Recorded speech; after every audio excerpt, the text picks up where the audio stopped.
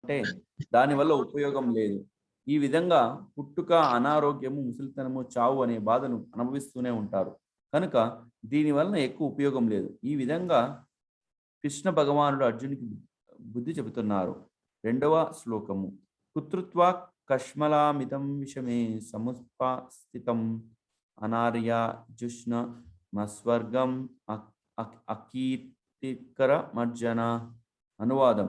శ్రీకృష్ణ భగవాను ఇట్లు పలికెను, ఓ ప్రియమైన అర్జున, ఈ ప్రభు ఫస్ట్ ఏమన్నా యాడ్ చేస్తారా ప్రభు? హరే కృష్ణ. హరే కృష్ణ ప్రభు. అనువాదం చదువుతాను. సంజయుడి విధంగా పలికను, జాలితో నిండిన వాడును, దుఃఖంతో కూడిన మనసు గలవాడును, కన్నీళ్లతో కూడిన కనులు గలవాడును అగు అర్జునుని కూర్చి మధు సంభరించిన వారైన శ్రీకృష్ణుడు ఈ కింది విధంగా పలికెను. హరే కృష్ణ. ఒకడు అర్జును శుద్ధ భక్తునిగా ఉంటూ జ్ఞానం కోసం ప్రయత్నం చేయడం, రెండవ కోణం అర్జును బద్ధజీవిగా ఉండడం. దీని గురించి వచ్చేస్తున్నారు ప్రభు. ఓకే, రెండు వైపులు చూడాలి. సో అర్జునుడు సో హరే కృష్ణ లాస్ట్ లో మనం చూసాము. సో ఒక భక్తుడి మనస్తత్వం ఎలా ఉంటుంది, ఒక భక్తుడు ఎలా ఆలోచిస్తాడు, ఒక భక్తుడు ఒక హృదయం ఎలా ఉంటుంది. సో దీని గురించి ఒక దృష్టికోణం చూస్తే, ఇంకొకటి ఒక బద్ధజీవిగా, సో బంధు బాంధవుల పట్ల వ్యామోహం, సో అన్నా తమ్ముళ్ళ పట్ల వ్యామోహం, సో తండ్రుల పట్ల వ్యామోహం, తాతల పట్ల వ్యామోహం.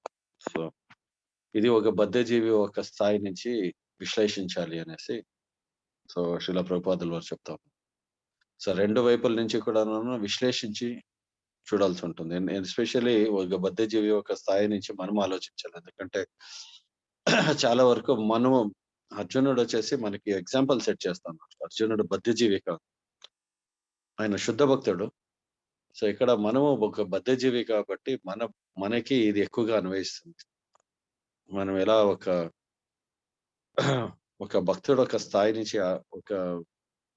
నుంచి ఆలోచించాలి, ఒక బద్ధజీవి స్థాయి నుంచి ఆలోచించకూడదు.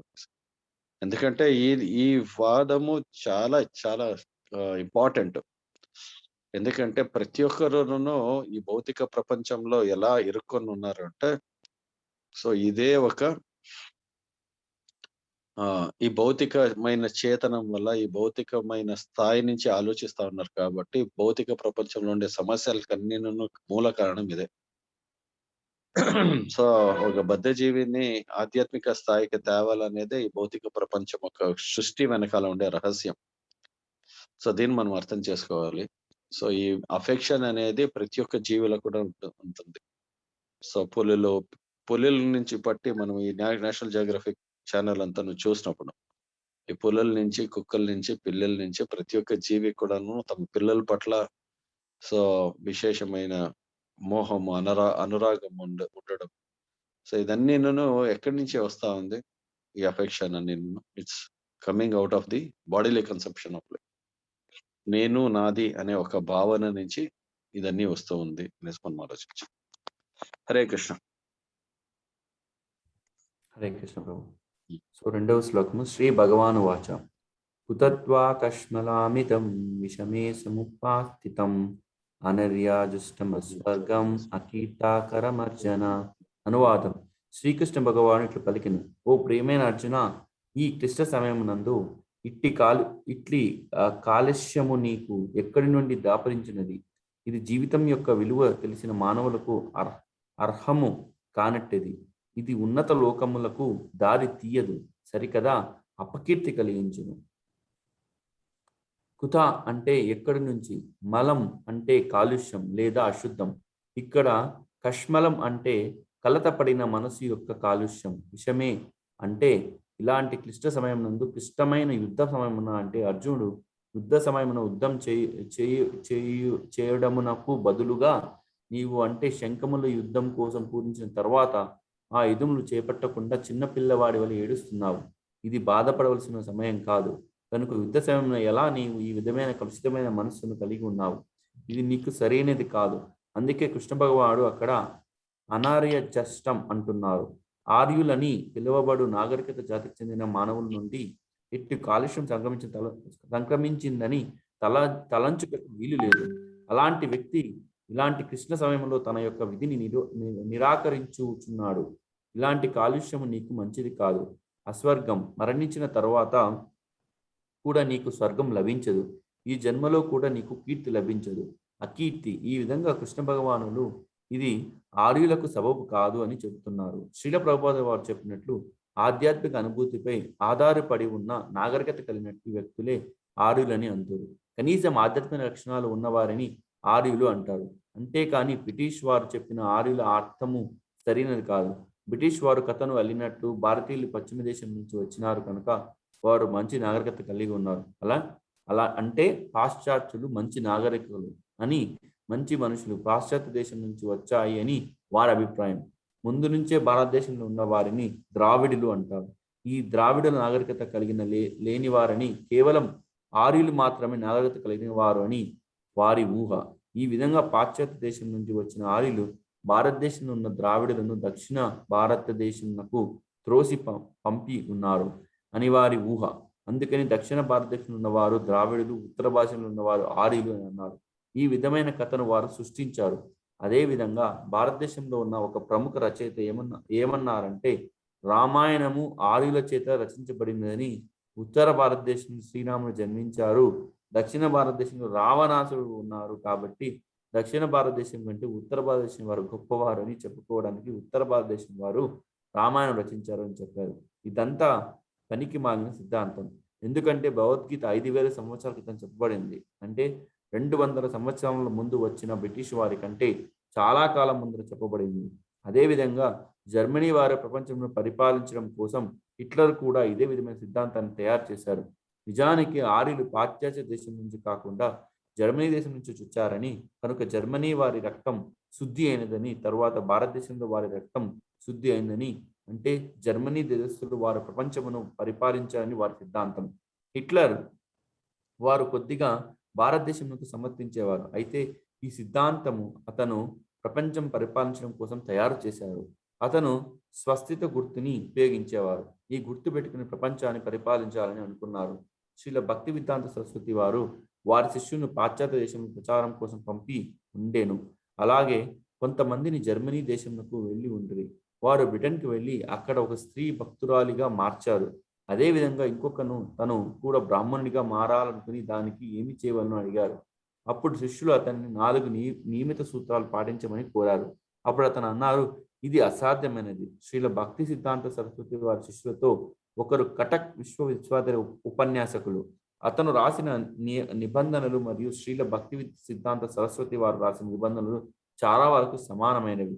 శ్రీల భక్తి సిద్ధాంత సరస్వతి వారు ఒకసారి ఉపన్యాసకుల వారి పేరుతో నిబంధనలు రాసేవారు. అదేవిధంగా ఉపన్యాసకులు వారు కూడా భక్తి సిద్ధాంత సరస్వతి వారి పేరుతో కొన్ని నిబంధనలు రాసేవారు. ఆ ఉపన్యాసకులు మరియు అతనితో పాటు ఉన్న మరి ఒక సన్యాసి భక్తుడు అక్కడున్న వారిని ఆకర్షితులు చేయడానికి నిజమైన ఆర్యులు ఎవరు అనే పేరుతో ప్రచారం చేశారు. అక్కడున్న ప్రజలు ఆర్యన్ సిద్ధాంతం నమ్మినవారు. అదేవిధంగా వారు భగవద్గీత 2.2 బోధన చేయాలనుకున్నారు. ఈ హిట్లరు చాలా దగ్గర సంబంధం ఉన్న అతను ఈ సదస్సుకు హాజరయ్యారు. అతను అనుకున్నారు, ఒకవేళ నిజమైన ఆర్యులు ఎవరో తెలుసుకోవాలంటే అప్పుడు ప్రజలు జర్మన్ దేశస్థులను ఉత్తములని నమ్మారు. అప్పుడు అతను భక్తి సిద్ధాంత సరస్వతి వారి శిష్యులను చంపాలనుకున్నారు. హిట్లర్కు సంబంధించిన వారిలో ఒకతను శిష్యులకు మీరు చంపబడక ముందే ఇక్కడి నుండి వెళ్ళిపోండి అని సలహా ఇచ్చారు. ఈ విధంగా సలహా ఇచ్చిన వారు కూడా భక్తులుగా మారి శ్రీల భక్తి సిద్ధాంత సరస్వతి వారి శిష్యులతో కలిసి ఆ రాత్రి భారతదేశానికి తిరిగి వచ్చారు. అది శ్రీల భక్తి సిద్ధాంత సరస్వతి వారి విదేశ చివరి ఉపన్యాసం. అప్పుడు అలా జరిగిన తర్వాతి కాలంలో ప్రపంచమంతటా శ్రీల ప్రభుపాదుల వారు దీన్ని సాఫల్యం చేశారు. ఈ లోకమునందు ఆర్యులు అంటే ఆత్మను అర్థం చేసుకున్న వాళ్ళు, వీరు నాగరికత కలిగిన వారు. చైతన్య చరితామృతం నందు భక్తి సిద్ధాంత సరస్వతి వారు రాసిన దానిని శ్రీల ప్రభుపాదుల వారు భాష్యం నందు ఇలా చెప్పి ఉన్నారు. ఆర్యులు నాగరికత కలిగిన ఉన్న కారణంగా వారు మాంసభక్షణ చేసేవారు కాదు. ఈ ధార్మికమైన వారిని మనము ఆర్యులు అని అంటాము. కనుక మాంసభక్షణ చేసేవారిని అనార్యులుగా పరిగణిస్తారు. కనుక కృష్ణ భగవానుడు అర్జునికి నీవు ఆర్యునిగా ప్రవర్తించడం లేదు అని అన్నారు. శ్రీల ప్రభుపాదుల వారు ఈ కింది శ్లోకంలో ఇలా వ్రాసి ఉన్నారు. వదంతి తత్వత్వ విదత్స్వత్వం యత్ జ్ఞాన మద్వయం బ్రహ్మతి పరమాత్మేతి భగవానేతి శబ్దతే. బ్రహ్మత్ పరమాత్మ భగవాను తెలుసుకున్న వారిని ఆర్యులు అంటారు. దీనిని సూర్యకాంతి, సూర్య ఉపరితలము, సూర్యగ్రహములతో పోల్చవచ్చు. సూర్యకాంతి గదిలో ప్రవేశించినంత మాత్రాన సూర్యుడు గదిలో ప్రవేశించారని అనుకోలేము. కానీ మనము సూర్యుడు వచ్చారు అని అంటాము. నిజానికి గదిలో సూర్యకాంతి మాత్రమే వచ్చింది, సూర్యగ్రహం కాదు. సూర్యదేవుడు సూర్యకిరణముల ద్వారా విశ్వమును వ్యాపించి ఉన్నారు. అదేవిధంగా బ్రహ్మం రూపమున భగవంతుడు వ్యాపించి ఉన్నారు. అదేవిధంగా సూర్య ఉపరితలం అను పరమాత్మగా భావించవచ్చు. ఇది ఉన్నత జ్ఞానము. సూర్యగ్రహణం తెలుసుకున్న వారు కంటే భగవంతుని తెలుసుకున్న వారు అత్యున్నతమైన వారు. సూర్యకాంతి బ్రహ్మం సాక్షాత్కారం, బ్రహ్మవాదులు పరమాత్మ సాక్షాత్కారం, యోగులు భగవాన్ సాక్షాత్కారం, భక్తులు. శ్రీల ప్రభుపాద వారు భాష్యం 3వ పేరాలో భగవంతుని నిర్వచనంలో ఇలా ఇస్తున్నారు. భగవాన్ అను సంస్కృత శబ్దము పరమ ప్రామాణికమైన వేదవ్యాసుని తండ్రి అయిన పరాశర ముని చే ఇట్లు వివరించబడింది. సర్వ సంపదలను హరే కృష్ణ ప్రభు. హరే కృష్ణ. చాలా కవర్ చేస్తా ఉన్నాము, మనం పాయింట్స్ మిస్ చేసేస్తాం. ఓకే ప్రభు. సో ఈ శ్లోకం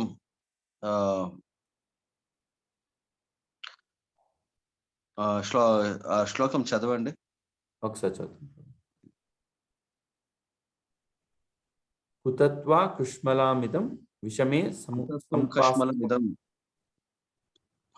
కష్మలమిదం. చదవండి. కుతత్వా కష్మలమిదం విషమే సముపాస్థితం అనార్యజుస్తం ఆస్వర్గ్యం అకీర్తికారమర్జు. అనార్యజుస్తం ఆస్వర్గ్యం అకీర్తికారమర్జున.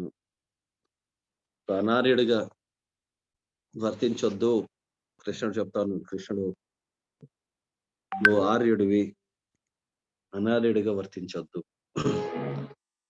సో ఆర్యుడు అంటే ఎవరు అనే దాని గురించి చర్చ చేస్తున్నారు.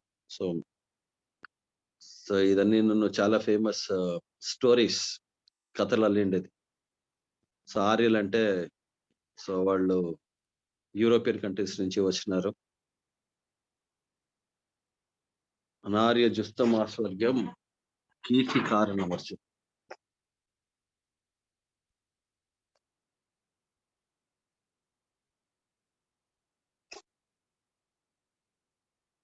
ఓకే, ఒక నిమిషం.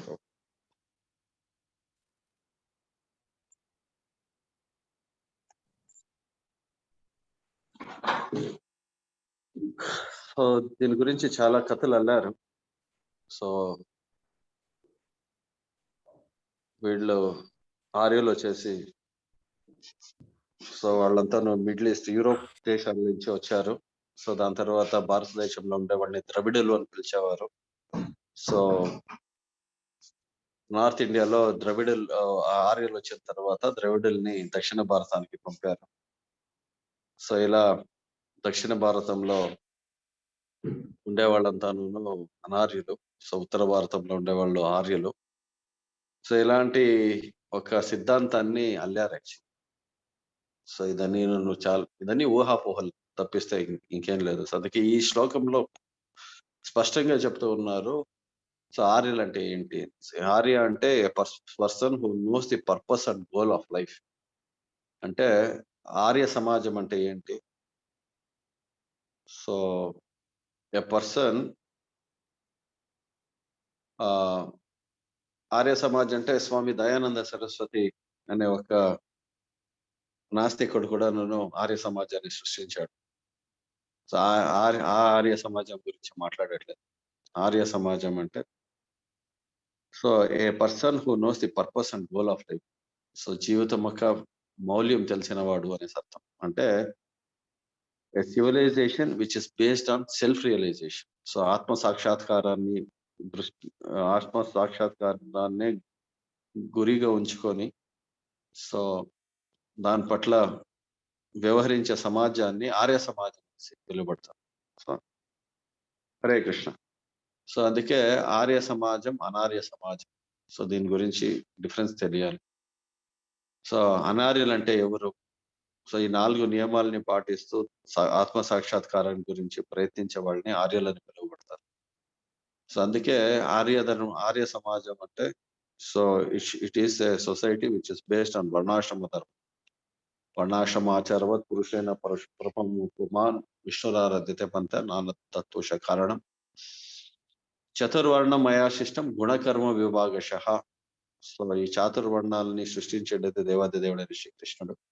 సో ప్రతి ఒక్కరు కూడాను వాళ్ళ ఒక వర్ణాశ్రమ ధర్మాన్ని ప్రతి ఒక్కరు పాటించాల్సింది. సో ఇక్కడ అర్జునుడికి ఉండే ఆశ్రమ ధర్మం ఏంటి? ఇప్పుడు క్షత్రియుడిగా శస్త్రత్యాగం చేస్తూ ఉన్నాడు. సో శస్త్రత్యాగం చేసేది సో అది మంచిది కాదు. సో ఎందుకంటే ఒక క్షత్రియుడు వచ్చేసి సో యుద్ధ సన్నివేశంలో వెనక్కి తిరిగి వెళ్ళకూడదు. సో యుద్ధ సన్నివేశం వచ్చినప్పుడు సో యుద్ధానికి పిలిచినప్పుడు సో ఈ యుద్ధం నుంచి విముఖుడు కాకూడదు. ఇంకోటి విముఖుడు కాడు కూడా. సో ఆర్యుడు అనేవాడు. సో ఎందుకంటే సో ధర్మం పాటించడం అనేది అంత ముఖ్యం. సో ధర్మాని కోసం వాళ్ళు ఏం చేస్తారు? వాళ్ళు ఏ బలిదానమైనా చేసేదానికి రెడీగా ఉంటారు. సో ఎందుకంటే ధర్మో రక్షతి రక్షితః. సో ఆ ధర్మాన్ని పాటించే దాని వల్ల వాళ్ళు ఏం చేస్తారు? మనిషి బతికిండేదే ధర్మాన్ని పాటించడం. సో క్షత్రియుడు ధర్మాన్ని వాడు పాటించినాడంటే సో ఉన్నత స్థాయికి వెళ్తాడు. అంటే చేతనం. So he will go to a higher level of conscious. సో ప్రతి ఒక్కరును వాళ్ళ వర్ణ ఆశ్రమ ధర్మాల్ని పాటించే దాని వల్ల ఏమవుతుందంటే వాళ్ళు సో ఉన్నతమైన స్థాయికి వెళ్తారు. ఉన్నతమైన చేతనానికి వెళ్తారు. సో ప్రోగ్రెసివ్ లైఫ్కి వెళ్తారు. సో ఇలా ప్రోగ్రెసివ్ లైఫ్ కి వెళ్ళడానికే ఇక్కడ ఎక్కువగా ఎంఫసిస్ ఇస్తాను. సో కృష్ణుడు అర్జునుడు చెప్తా ఉండేది, నువ్వు అనార్యుడిగా వర్తించొద్దు, ఆర్యుడిగా వర్తించు. సో అనార్య జుస్తం ఆస్వర్గ్యం అకీర్తి కారణం వచ్చిన ఇది అకీర్తికి దారి తీస్తుంది. ఒక క్షత్రియుడిగా నిన్నెవరును సో నువ్వు చాలా మంచివాడు, వీళ్ళు మీ బంధు బాంధవుల కోసము శస్త్రత్యాగం చేసి వాళ్ళ కోసం రాజ్యం వదిలేసి వెళ్ళిపోయావు అనేసి ఎవరు నిన్ను గొప్పగా కీర్తించరు. సో అది కాకుండా నువ్వు ఒక పిరికి బంధువి, నువ్వు ఒక ధైర్యం లేనివాడివి సో అనేసి దుర్యోధన ఒక పార్టీ వాళ్ళంతా నిన్ను అవహేళన చేస్తారు. సో నువ్వు యుద్ధం వదిలేసి పరిగెత్తి వెళ్ళిపోయినావు అనేసి వాళ్ళు మాట్లాడుకుంటారే తప్ప అర్జునుడు పైన పరితపించి వెళ్ళిపోయాడు అనేసి అనుకోరు. సో ఇంతమంది సైన్యం చూసి అర్జునుడు భయపడి పరిగెత్తి వెళ్ళిపోయినాడు అనేసి నీ గురించి మాట్లాడుకుంటారే తప్ప నీకు కీర్తి తేదు. ఒక క్షత్రియుడికి కీర్తి ఏంటి అంటే నువ్వు సంహరించబడితే కూడాను యుద్ధంలో శత్రువుతో పోరాడి హతమైతే కూడాను అది కీర్తికే కారణమైతుంది. అది క్షాత్ర ధర్మం. సో నువ్వు శస్త్రత్యాగం చేసి వెళ్ళిపోయేదానికైనా యుద్ధం చేసి చనిపోతే సో నీకు స్వర్గమన్న లభిస్తుంది కూడా. నీ ఆర్య ధర్మం అంటే నువ్వు మనిషి ఒక జీవితం ఒక విలువ తెలిసినోడు ఇలా మాట్లాడకూడదు. సో జీవితం ఒక లక్ష్యాన్ని మర్చిపోకూడదు అనేసి కృష్ణుడు ఇక్కడ అర్జునుడు చెప్తూ ఉన్నాడు. హరే కృష్ణ. సో కళ్యాణ్ ప్రభు ముందుకెళ్తాం. హరే కృష్ణ. బ్రహ్మన్ పరమాత్మ భగవాన్ తెలుసుకున్న వారిని ఆర్యులు అంటారు. దీనిని సూరత్ ఐ థింక్ డిస్కస్ చేస్తున్నాం. ఏం ప్రభు? ప్రభు ఇది డిస్కస్ చేసినామని నెక్స్ట్ చదువుతున్నాం. ఓకే.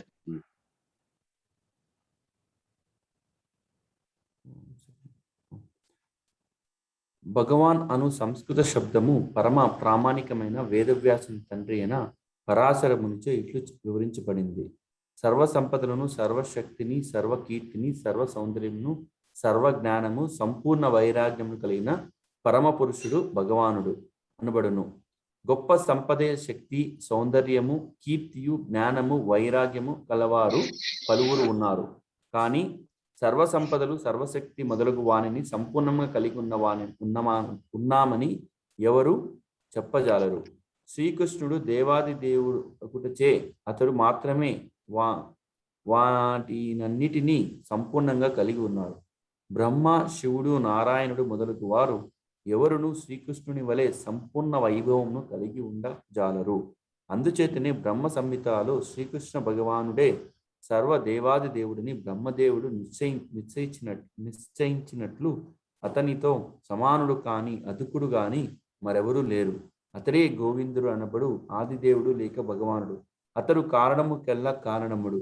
ఈశ్వర పరమ కృష్ణ సచ్చిదానంద విగ్రహ అనాదిరాది గోవింద సర్వకారణ కారణం. భగవాన్ లక్షణములు గల పురుషులు పలువురు కలరు, కానీ ఎవరునూ శ్రీకృష్ణుని అతిశయించి లేరు. కావున అతడు పరమ పురుషుడు. అతడు సచ్చిదానందమయుడు. అతడు ఆద్యుడైన గోవిందుడు సర్వకారణ కారణుడు. బ్రహ్మ సంహిత 5.1లో తెలియజేయబడింది. భగ అంటే సంపద, వాన్ అంటే కలిగి ఉన్నవాడు. భగవంతునికి ఈ 6 గుణములు సంపూర్ణంగా ఉంటాయి.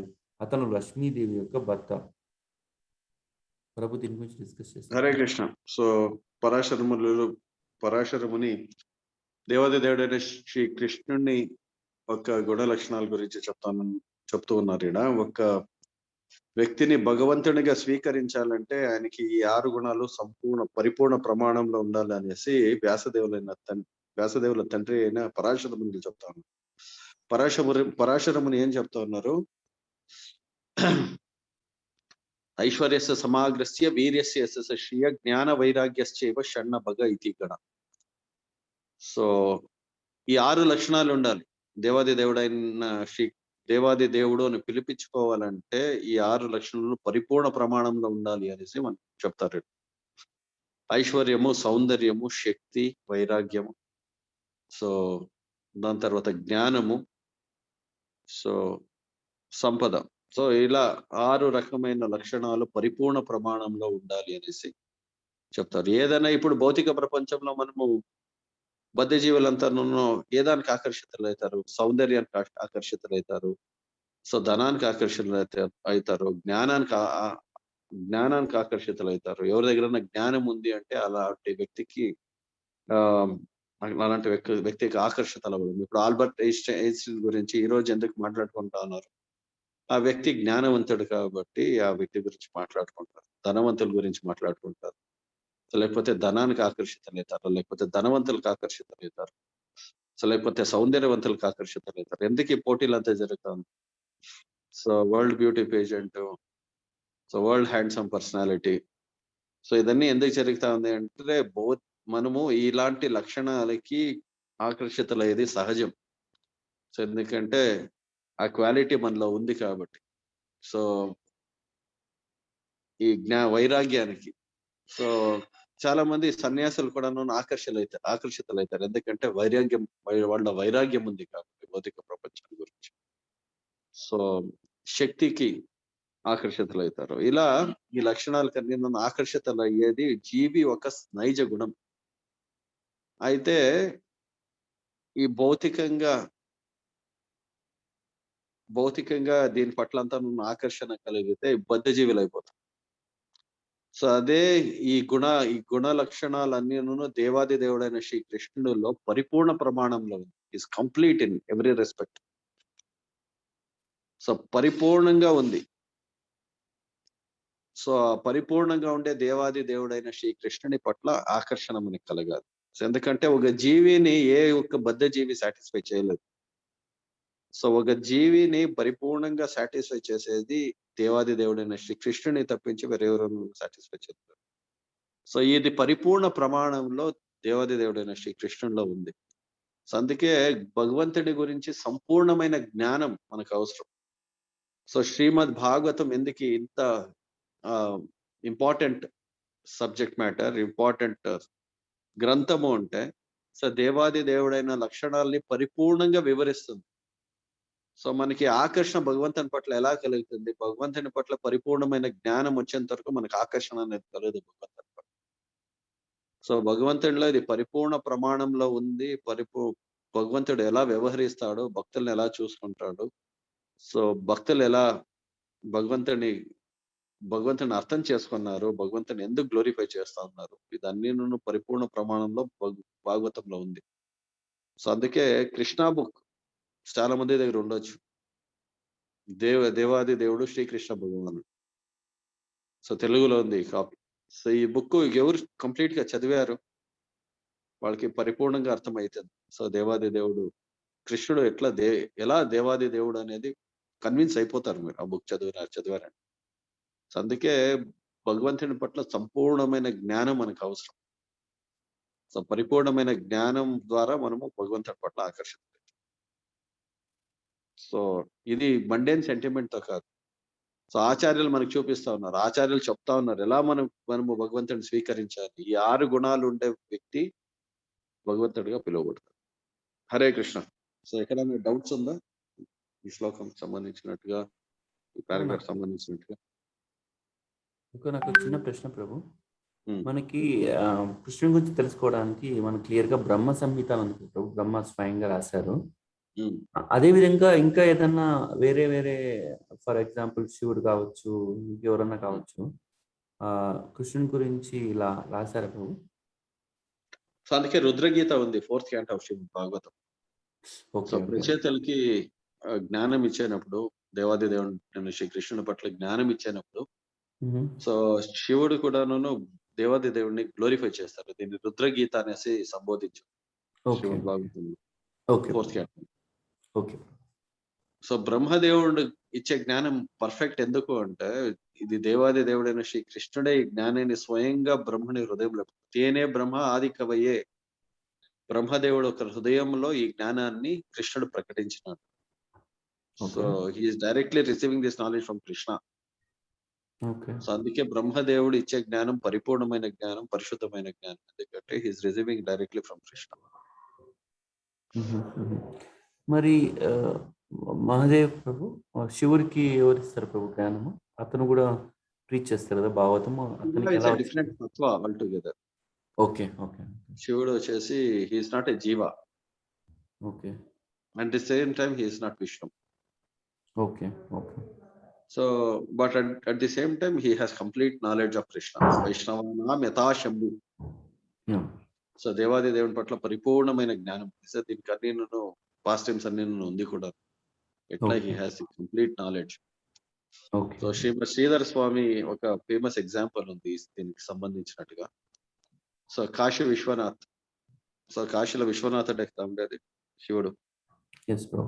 సో అక్కడ శ్రీధర స్వామి ఒక కమెంటరీ, శ్రీమద్ భాగవతం పైన కమెంటరీ రాస్తే అక్కడ ఉండే చాలా మంది మాయావాదులు అపోజ్ చేశారు శ్రీధర స్వామి కమెంటరీ. సో శ్రీధర స్వామి కమెంటరీ వచ్చేసి అథెంటిక్ కమెంటరీనా కాదా అనేసి టెస్టిఫై చేసేదానికి శ్రీధర స్వామి రాసిన కమెంటరీని కాశీ విశ్వనాథుడి ముందు పెట్టారంట. సో కాశీ విశ్వనాథుడి ముందు పెట్టినప్పుడు సో వాళ్ళు ప్రార్థన చేశారంట, ఈయన రచించిండే ఈ శ్రీమద్ భాగవతం అథెంటిక్ భాగవతం అయితే, సో జెన్యూన్ అయితే, సో కృష్ణుడి శివలింగం పైన పెట్టారంట. సో దీనిపైన శివుడు పుష్పవృష్టి చేస్తాడు, లేకపోతే దీని కిందకి తోసేస్తాడు, ఇది అథెంటిక్ భాగవతం కాదు.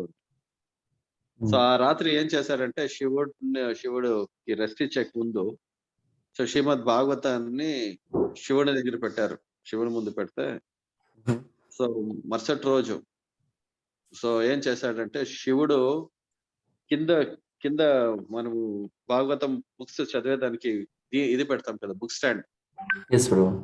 ఆ బుక్ స్టాండ్ పైన పెట్టిన భాగవతాన్ని తీసి శివుడు పైన పెట్టుకున్నాడంట. సో దానిపైన పుష్పవృష్టి ఉంది. So to show that this is an authentic Bhagavatam. దానిపైన ఒక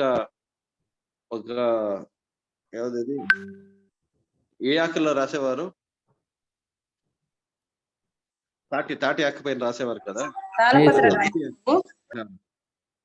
తాటి ఆకు పైన రాసి ఉందంట, అహం వేతి శుకో వేతి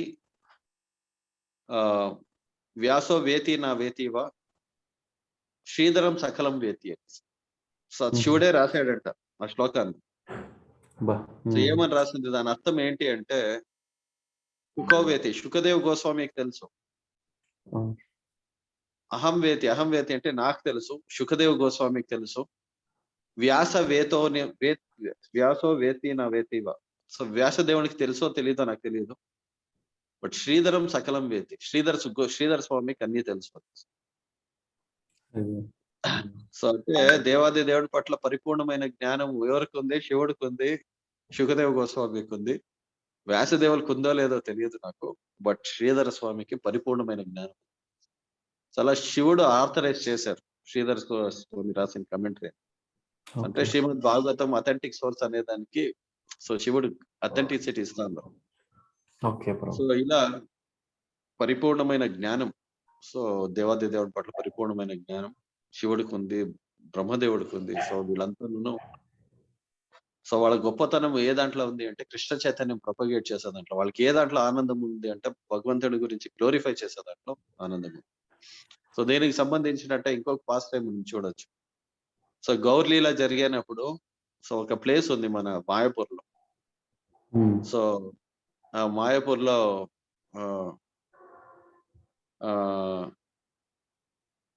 గౌర కథ జరిగినప్పుడు శివుడికి చాలా ఇదైందండి, చాలా ఆసక్తి కలిగిందంటే గౌర కథ నేను వినాలి అని. సో గౌర కథ వినేటప్పుడు వినేదానికి శివుడు నంది వాహనం తీసుకున్నాడంట. నంది వాహనం చాలా స్లోగా వెళ్తుంది అనేసి సో బ్రహ్మదేవుడి దగ్గర పోయేసి హంస వాహనం తీసుకొని హంస వాహనంలో తొందరగా వచ్చి బాగా గౌర కథ విన్నారంట. గౌర కథ వినేనప్పుడు శివుని ఒళ్ళంతా వేడెక్కిపోయింది. సో భావావేశంతో. సో అప్పుడు శివుడు ఇప్పుడు కూడాను శివుని విగ్రహంని నీళ్ళలో పెడతారట. సో దాన్ని సంవత్సరానికి ఒకసారి బయట తీస్తారు. సో దాన్ని హంసవాహన శివ అంటారు ఆ ప్లేస్. సో ఈ రోజు కూడాను మనం వెళ్తే మాయాపూర్లో చూడొచ్చు హంసవాహన శివ. సో అక్కడ ఇట్లా శివుడికి కూడాను శివుడు ఎలాంటి భక్తుడు, ఎలాంటి గొప్ప వైష్ణవుడు అనేసి దీని నుంచి తెలుసుకోవచ్చు. ఓకే, హరే కృష్ణ. హరే కృష్ణ ప్రభు. పాయింట్ షేర్ చేయొచ్చు? చేయండి మాతాజీ. ప్రభు 3rd canto భాగవతంలో నేను చదివాను. అప్పుడు బ్రహ్మ మానస పుత్రులు 4 మీరు వివాహం చేసుకోవాలి, ప్రాజని చేయాలని చెప్తే వాళ్ళు అంగీకరించారు ప్రభు. మాకు సంసార సాగరం వద్దు, మేము బ్రహ్మచారులుగానే ఉంటామంటారు. సో అప్పుడు బ్రహ్మకి కోపం వచ్చి తన కళ్ళ నుంచి శివుడు పుడతారు కదా. సో శివుడు కూడా బ్రహ్మ యొక్క పుత్రుడే కదా. శివుడు కూడా నాలెడ్జ్. సో బ్రహ్మ నుంచే శివుడికి ఆ నాలెడ్జ్, స్పిరిచువల్ నాలెడ్జ్ అన్ని వచ్చిందని అనుకుంటారు. కరెక్టా ప్రభు? సో చాలా మంది వేరే అసురులు కూడా వస్తారు బ్రహ్మదేవుడి నుంచి. సో అలాను ఒక ఇలా కూడా మనం అర్థం చేసుకోవాలి. సో ఎందుకంటే సో 11 మంది రుద్రులు వస్తారు శివుడిని బ్రహ్మదేవుడి నుంచి. ఆ 11 మంది రుద్రుల్లో 4వ రుద్రుడే శివుడు.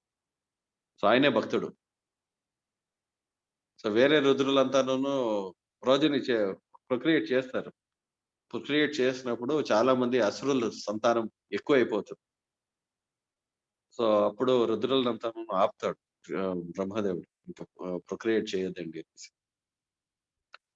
సో జ్ఞానము శివుడు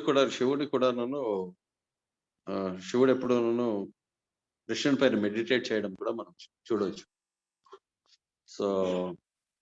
సో ఈ జ్ఞానము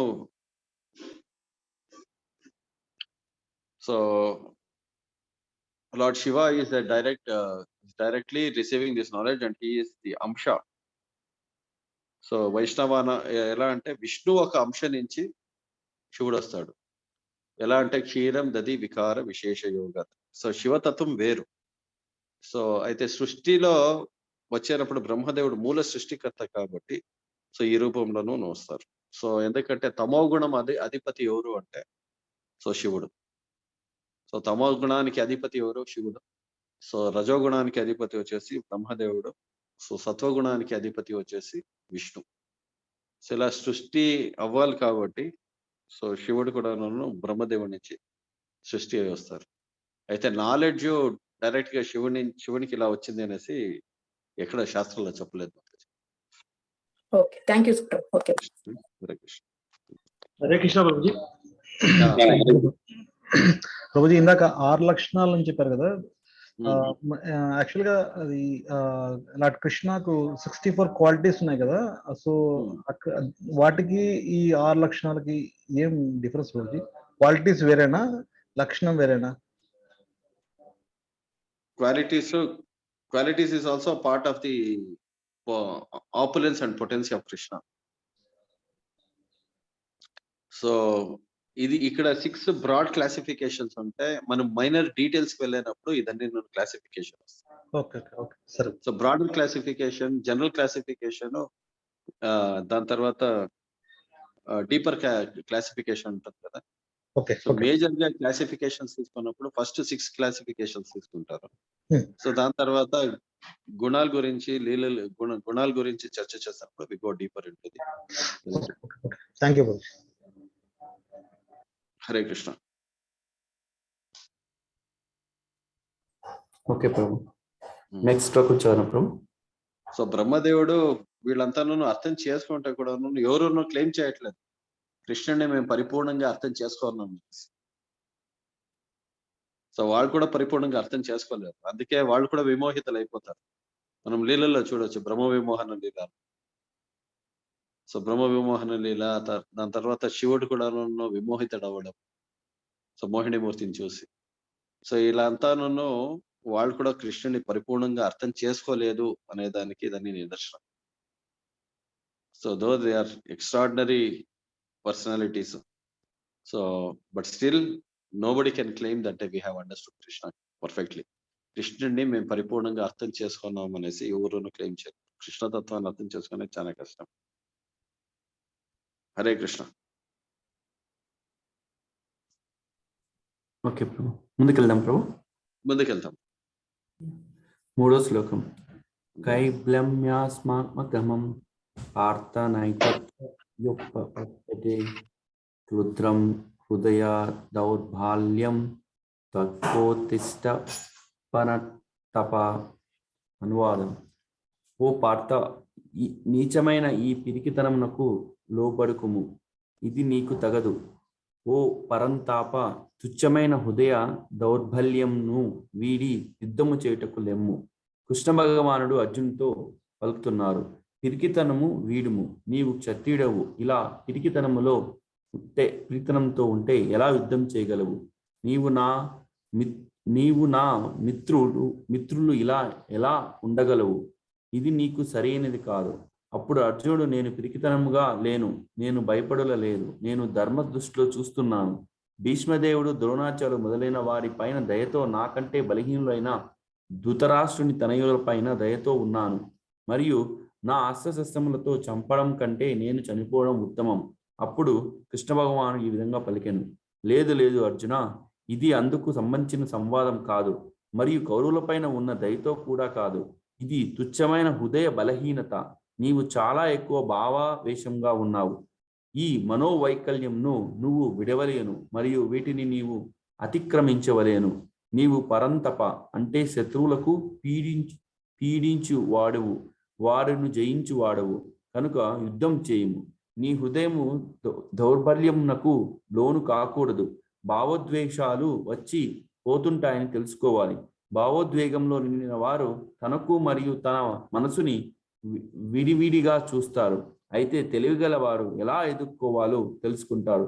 తెలియని వారు వాటికి గురి అవుతారు అని తెలిసిన వారు ఏమి చేయాలో గురు సాధు శాస్త్ర ప్రకారం చేస్తారు. సాధారణంగా భావోద్వేగంలో ఉన్నవారు తప్పుడు నిర్ణయం తీసుకుంటారు.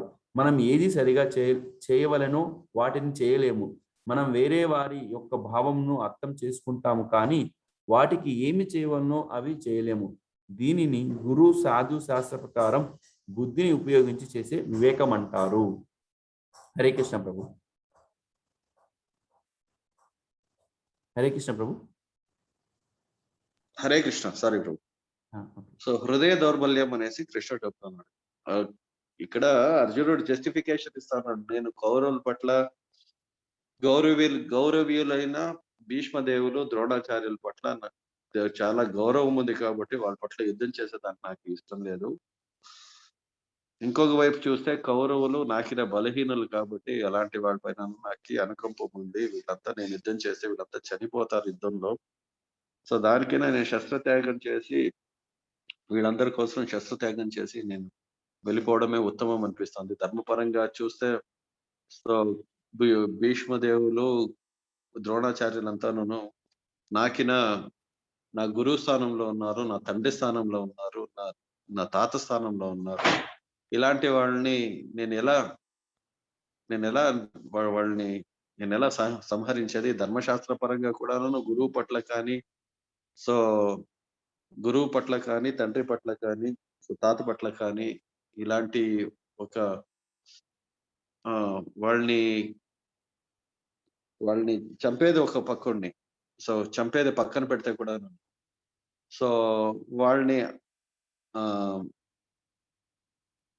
అవహేళన కూడా చేయకూడదు. వాళ్ళని కించపరిచి మాట్లాడనకూడదు.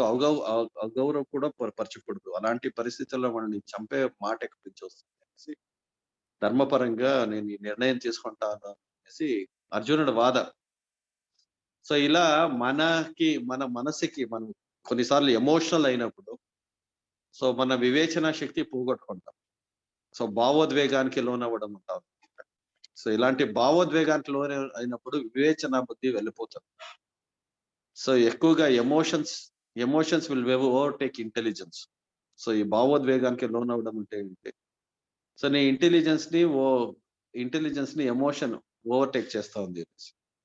కొన్నిసారి మాతాజీస్ కూడాను కొన్ని విషయాల్లో వాళ్ళు సరైన నిర్ణయాలు తీసుకోలేకపోతారు. ఎందుకు అంటే they are more emotional. their emotional gets over covered by intelligence, or their intelligence is covered by intelligence, covered by emotions. So అందుకే కొన్ని సందర్భాల్లో నిర్ణయాలు సరిగా తీసుకోలేకపోతారు అనేసి కూడా చెప్తారు. సో అందుకంటే if emotions are covers intelligence, సరైన నిర్ణయాలు తీసుకోలేదు. ఇక్కడ అర్జునునికి అయితే ఉండేది అదే. సో భావోద్వేగానికి లోనవుతా అన్నాడు కాబట్టి వీళ్ళందరూ నా తండ్రులు, నా తాతలు, నా బాంధవులు, నా సోదరులు ఇలా ఆలోచిస్తా ఉన్నాడు కాబట్టి సో సరైన నిర్ణయం తీసుకోలేకపోతా ఉన్నాడు. సో ఇలాంటి సందర్భాల్లో మన జీవితంలో కూడా ఇలాంటి క్రాస్ రోడ్స్ వస్తుంది. ప్రతి ఒక్క సన్నివేశంలో కూడాను మనం నిర్ణయాలు తీసుకోవాల్సి ఉంటుంది. సో మనం తీసుకునే నిర్ణయాలు తప్పుడు నిర్ణయాలు తీసుకున్నామంటే దానికి జీవితం అంతా వెలకట్టాల్సి ఉంటుంది. సో అందుకే నిర్ణయాలు తీసుకునే ముందు ఏం చేయాలి? కన్సల్ట్ చేయాలి సీనియర్ డివోటీస్. సో వాళ్ళు పర్ఫెక్ట్ గా రేషనల్ గా సమయోచితంగా ఆలోచించి గురు సాధు శాస్త్ర పరంగా మనకి గైడెన్స్ ఇస్తారు. సో ఇలా ఎమోషనల్ సిచ్యువేషన్స్ మనకేనో వస్తుంది. చాలా సందర్భాల్లో ఇలాంటి సిచ్యువేషన్స్ వస్తాయి. సో జీవితంలో ఏం చేయాలి, ఏం చేయకూడదు, ఏది ఈ పరిస్థితికి సరైన నిర్ణయం, సో ఇదన్నీ మనసులో పెట్టుకొని మనం చేయాలి. సో మనసులో పెట్టుకొని గైడెన్స్ తీసుకొని చేయాలి. సో ఇక్కడ అర్జునుడు జస్టిఫికేషన్ ఇస్తా ఉన్నాడు. కృష్ణుడు ఏం చెప్తా ఉన్నాడు? ఇది జస్టిఫికేషన్ కాదు, ఇది ధర్మం కాదు. నువ్వు హృదయ దౌర్బల్యం వల్ల మాట్లాడుతావు. దేవుడైన శ్రీ కృష్ణుని తెలుసు, ప్రతి ఒక్కరు హృదయంలోనూ ఆయన పరమాత్మ స్వరూపంలో ఉన్నాడు. అర్జునుడిని ఒక మిత్రుడిగా చూస్తా ఉన్నాడు. అర్జునుడి పరిస్థితి తెలుసు. సో అందుకే కృష్ణుడు సరి అయిన ఒక కన్క్లూజన్ ఇస్తా ఉన్నారు. ఇది నువ్వు హృదయ దౌర్బల్యం వల్లనే ఈ డిసిషన్కి వస్తా ఉన్నావే తప్ప ధర్మపరంగా కాదు. సో వివేచన శక్తి కావాలి మనిషి. హరే కృష్ణ. ఎవరికైనా ఏదైనా డౌట్స్ ఉందా ఈ పాయింట్ లో?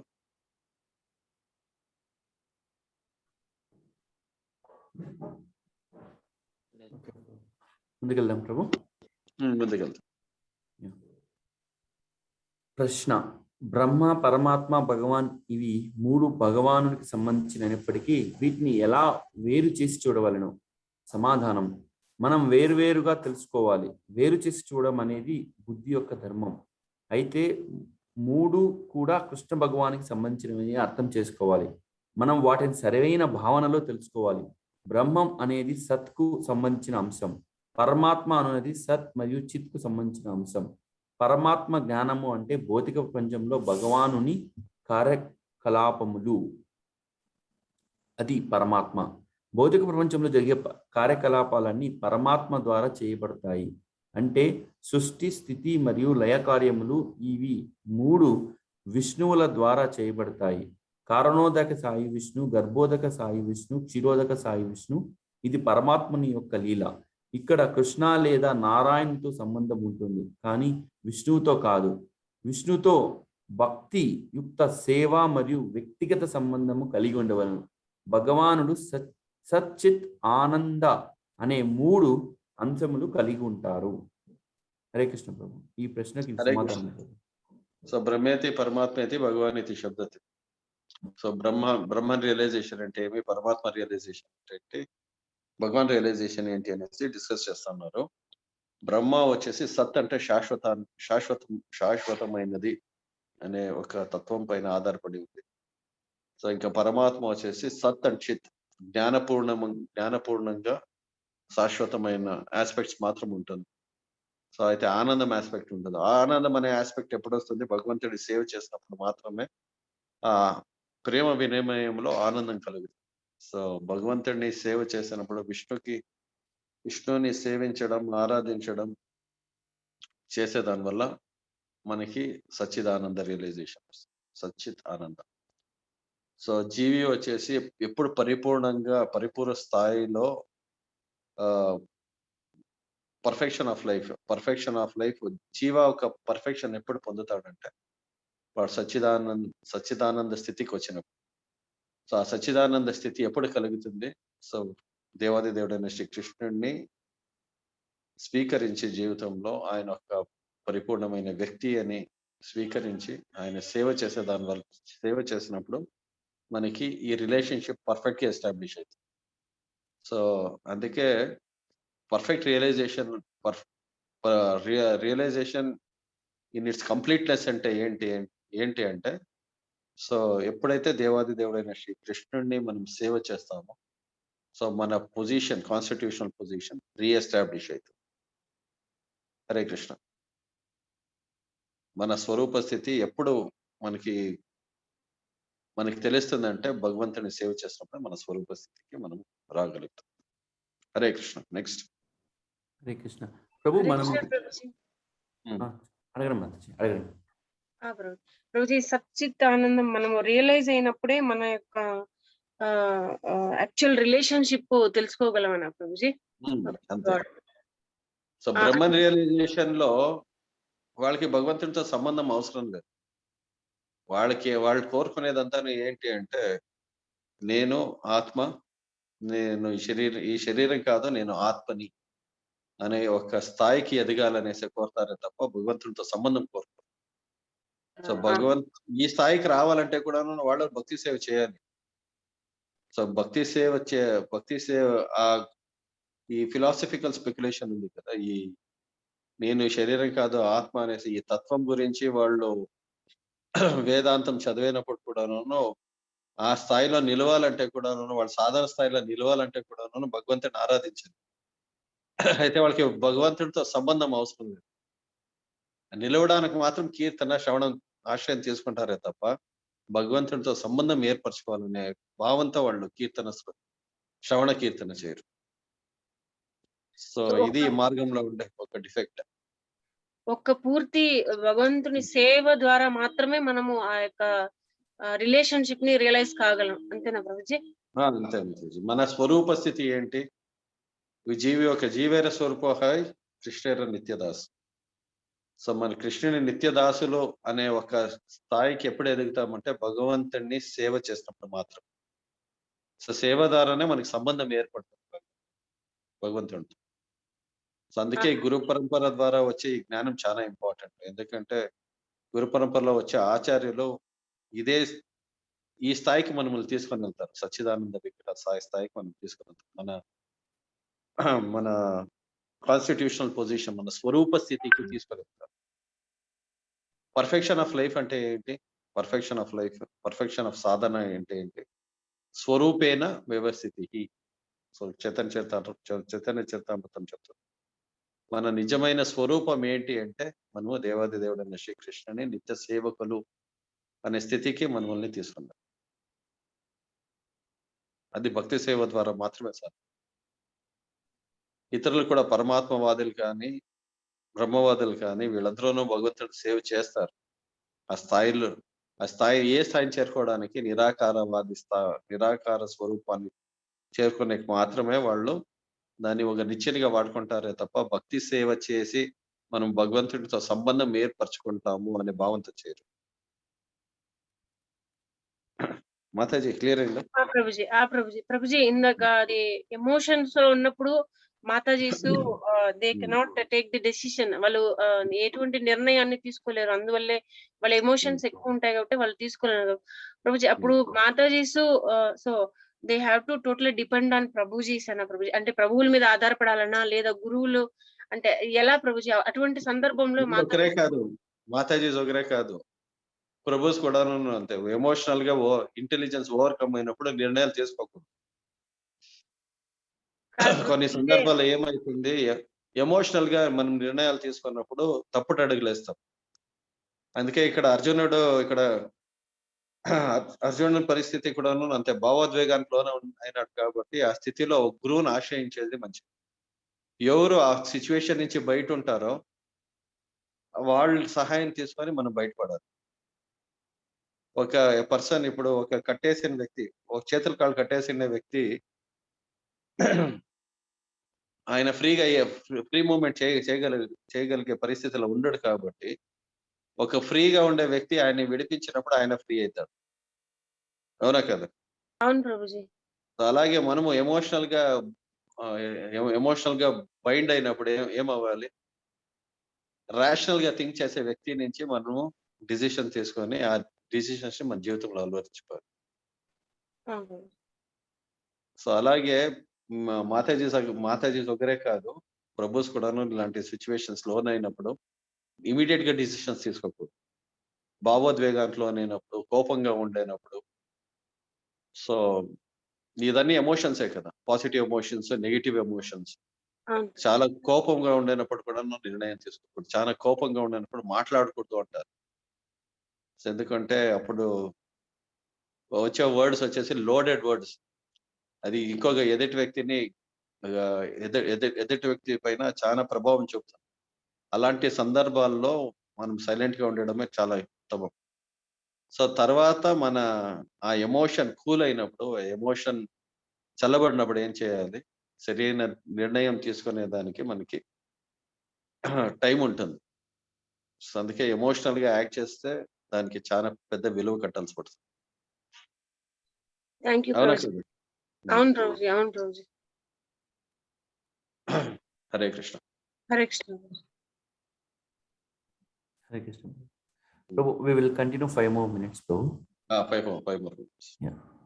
We'll complete 5th page and then mid of the 5th page.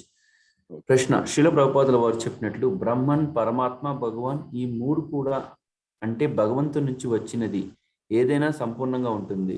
మరి వీటిని అసంపూర్ణంగా ఎలా అర్థం చేసుకోవాలి?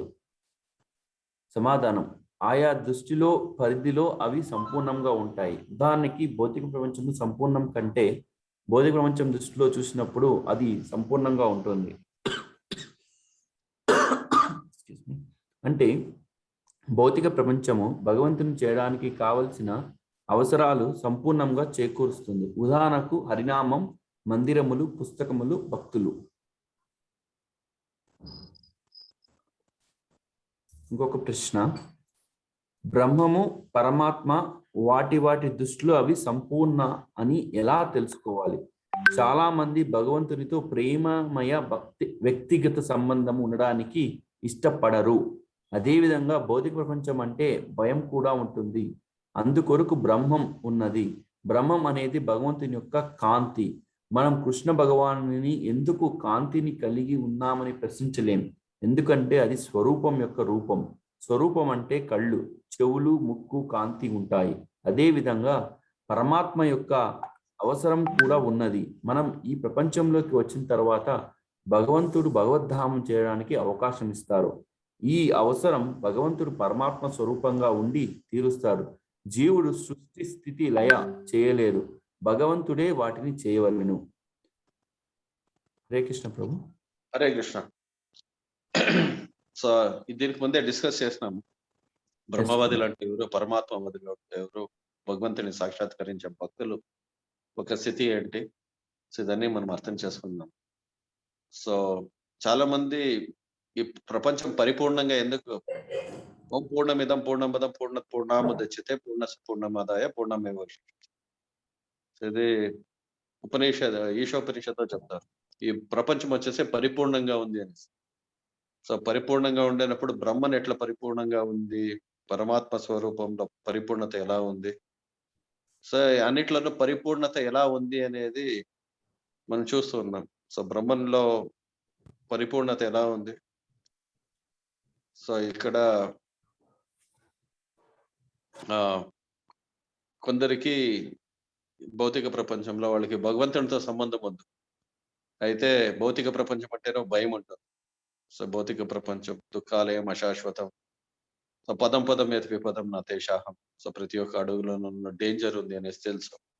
ఈ భౌతిక ప్రపంచం జీవించే శక్యమైన స్థితి కాదు అనేసి కూడా తెలుసుకుంటారు. అందుకే వాళ్ళకి భౌతిక ప్రపంచం అంటే భయం అనేది ఉంటుంది, అయితే భగవంతుని పట్ల సంబంధం కూడా ఉంది. సో ఎందుకంటే వాళ్ళు ఏమనుకుంటారంటే సంబంధాలు అంటేనే సమస్య, సో ఏ సంబంధం లేకుండా ఉండడమే ఉత్తమం. సో ఆ నిర్ణయానికి వస్తారు. సో మనకి ఇలాంటి పరిస్థితి మనం మందిరానికి వచ్చినప్పుడు, భక్తులతో కలిసినప్పుడు, భక్తులతో సంబంధం ఏర్పరచుకున్నప్పుడు కూడా ఇదన్నీ చాలా మందికి చేదు రకమైన అనుభవాలు రావడం ఇదన్నీ మనం చూస్తూ ఉంటాం. సో దీనివల్ల చాలా మంది ఈ బ్రహ్మవాదులు ఏం చేస్తారంటే ఈ సంబంధాల నుంచే సమస్య స్వామి, ఈ సంబంధాలే వద్దు మనకు, సో మళ్ళీ భగవంతుడితో సంబంధమా, భక్తి అంటే ఏంటి, భగవంతుడితో సంబంధం, మళ్ళీ ఇంకొక సంబంధమా అనేసి ఆలోచిస్తారండి. సో ఈ సంబంధాల ఒక ఇదే వద్దు మనకి, ఈ సంబంధాల జోలికే పోవడం వద్దు. సో నేను ఆత్మస్వరూపాన్ని, నేను ఈ బ్రహ్మస్వరూపాన్ని ఇటు తెలుసుకుంటే చాలు నేను నిర్ణయాలకు వెళ్ళిపోతాను. ఇంకా పరమాత్మ స్వరూపం ఎందుకు అవసరం అంటే ప్రతి ఒక్క జీవి కూడాను మళ్ళీ భగవద్ధామానికి వెళ్ళాలంటే మన హృదయంలో ఉండే పరమాత్మ మార్గదర్శనం ఇస్తూ ఉంటారు. సో ఎలా భగవంతుని చేరుకునే మార్గానికి మనకి సహాయం చేస్తూ ఉంటారు. సో అందుకే జీవి భగవద్ధామం చేరుకునేంత వరకు పరమాత్మ తోడుగా ఉంటాడు. సో ఇంకా భగవాన్ రియలైజేషన్కి వచ్చినప్పటికీ ప్రతి ఒక్కరును భగవంతుడితో సంబంధం ఏర్పరచుకోవాలి. సో అయితే చాలా మంది అనుకున్నట్టుగా ఈ సంబంధం అనేది భౌతికమైన సంబంధం కాదు, భగవంతుడితో ఉండే సంబంధం అనేది ఇది ఆధ్యాత్మికమైన సంబంధం. ఈ సంబంధం వచ్చేసి భౌతిక స్థాయిలో మనం అంచనా వేయకూడదు. సో భగవంతుడు మళ్ళీ ఇంకొక సంబంధమా, ఈ మాయావాదులు ఆలోచించేది అన్ని భౌతికంగా కాబట్టి, సో బ్రహ్మవాదులు ఇంకొక సంబంధమా అనేది భౌతికమైన సంబంధం కాదు, ఇది ఆధ్యాత్మికమైన సంబంధం. సో ఈ ఆధ్యాత్మిక భగవంతుడితో ఏ రకమైన సంబంధం ఉంటే కూడాను అది మనల్ని శుద్ధీకరణ చేస్తుంది, మనల్ని ఆధ్యాత్మిక స్థాయికి తీసుకొని వెళ్తుంది. ఆ సంబంధంలో కలిగేనంత ఆనందం వేరే ఏ దాంట్లో, ఆ సంబంధంలోనే పరిపూర్ణత ఉంది జీవాత్మ.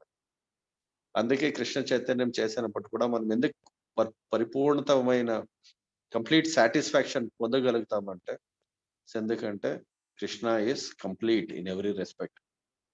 సో కృష్ణుడు పరిపూర్ణుడు కాబట్టి, సో ఆ పరిపూర్ణమైన సాటిస్ఫాక్షన్ కృష్ణుడితో ఏదే రకమైన సంబంధం, భగవంతుడి హరినామంతో ఉండొచ్చు, భగవంతుడి భాగవతంతో ఉండొచ్చు, భగవంతుడి కీర్తించడంలో ఉండొచ్చు, భగవంతుని అలంకారం చేసే దాంట్లో ఉండొచ్చు, భగవంతునికి ఏదే సేవ చేసే దాంట్లో పరిపూర్ణమైన సంతృప్తి ఎందుకు కలుగుతుందంటే, సో ఆ సంబంధం వచ్చేసి జీవాకి కంప్లీట్నెస్, జీవ ఒక సంబంధం పరిపూర్ణత ఎప్పుడు పొందుతుందంటే భగవంతుడితో మాత్రం.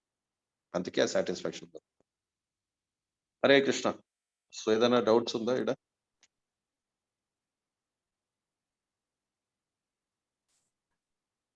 I think లేదు ప్రభు. లేదు. Okay Prabhu, so 5 pages complete చేసాము. yes ప్రభు. ఫస్ట్ ఇంకా 6 pages ఉంది ప్రభు. ఓకే, రేపు కంప్లీట్ చేసేస్తాం. Sure Prabhu. Firstly very very very thankful to you Prabhu. మీ యొక్క అమూల్యమైన టైం ని మా కోసం కేటాయించారు. నాకు తెలుసు మీరు ఎంత బిజీగా ఉన్నారు ప్రస్తుతం. నాకినా ఎక్కువగా మీరు మన ప్రహ్లాద్ జీవన్ ప్రభు భగవతి మాతాజీకి చెప్పండి వాళ్ళు. Exactly Prabhu. I'm about to say that. Thank you so much. నాకు తెలుసు బ్యాక్గ్రౌండ్ ఎంత వర్క్ జరుగుతుందో, మీరు కూడా ఎంత బిజీగా ఉన్నారో నాకు తెలుసు. సెంటర్ విషయం కావచ్చు, మీ హౌస్ గురించి కావచ్చు, మీ పర్సనల్ ఆఫీస్ గురించి కావచ్చు. కానీ మీరందరూ యాక్చువల్గా మేము మిమ్మల్ని ఫాలోఅప్ చేసి టైం ఇవ్వాలి, మీరే మమ్మల్ని ఫాలోఅప్ చేసి ఇస్తున్నారు. చాలా చాలా thanks Prabhu. So for sure మాకు చాలా మంచి విషయాలు కలిగాయి.